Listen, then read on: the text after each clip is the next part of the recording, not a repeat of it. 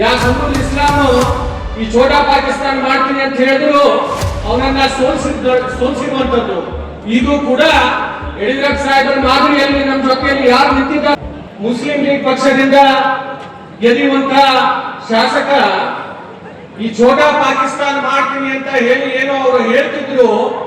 ಕಲಬುರಗಿಯ ಜನ ಈ ಕಲಬುರಗಿ ಇವತ್ತು ಛೋಟಾ ಪಾಕಿಸ್ತಾನ ಅಲ್ಲ, ಇದು ಭಾರತದ ಒಂದು ಅಂಗ ಅಂತ ಹೇಳಿ ಇವತ್ತು ಅವರನ್ನ ಕೀರ್ತಿಸುವಂತ ಕೆಲಸ ಮಾಡಿರುವಂತ ಕೀರ್ತಿ ನಮ್ಮ ಕಲಬುರಗಿ ಜನರಿಗೆ ಸಲ್ಲುತ್ತೆ.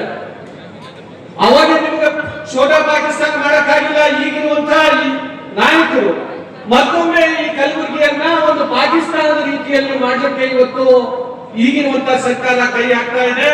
ಇವತ್ತು ಕಲಬುರಗಿಯ ಜನ ಮುಂದಿನ ದಿನಗಳಲ್ಲಿ ನಮ್ಮ ಜಿಲ್ಲೆಯಲ್ಲಿ ಈ ಯಾರು ಪ್ರಯತ್ನಗಳನ್ನ ಮಾಡ್ತಾ ಇದ್ದಾರೆ ಅವರಿಗೆ ಸರಿಯಾದಂತ ತಕ್ಕ ಪಾಠ ಇವತ್ತು ನಮ್ಮ ಜನರು ಕಲಿಸೋರಿದ್ದಾರೆ ಅಂತ ಅನ್ನೋ ಮಾತನ್ನ ಈ ಸಂದರ್ಭದಲ್ಲಿ ಹೇಳ್ಬೇಕಾಗುತ್ತೆ.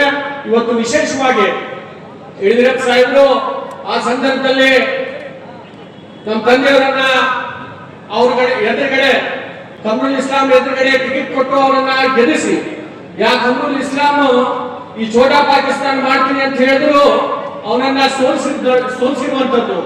ಇದು ಕೂಡ ಯಡಿಯೂರಪ್ಪ ಸಾಹೇಬರ ಮಾದರಿಯಲ್ಲಿ ನಮ್ಮ ಜೊತೆಯಲ್ಲಿ ಯಾರು ನಿಂತಿದ್ದಾರೆ ಅಂತಂದ್ರೆ BY ವಿಜೇಂದ್ರಣ್ಣವರು ಅಂತ ನಾವು ಮಾತನ್ನ ಈ ಸಂದರ್ಭದಲ್ಲಿ ಹೇಳಬೇಕಾಗುತ್ತೆ. ಯಡಿಯೂರಪ್ಪ ಸಾಹೇಬರು ಗರ್ಜನೆ ಹುಲಿಯಂಗೆ ಸಾಹೇಬರು ಈಗ ಹುಲಿಯ ಮಗ ನಮ್ಮ ಜೊತೆಯಲ್ಲಿ ಹುಲಿಯಾಗಿ ಇವತ್ತು ನಮ್ಮ ಜೊತೆಯಲ್ಲಿ ನಿಂತಿರುವಂತದ್ದು. ಇಂಥ ಒಂದು ನಾಯಕರು ನಮ್ಮ ಜೊತೆಯಲ್ಲಿ ನಿಂತಿರುವಂತ ಸಂದರ್ಭದಲ್ಲಿ ನಾವು ಯಾರು ಕೂಡ ಇವತ್ತು ಹೆದರೋದಿಲ್ಲ.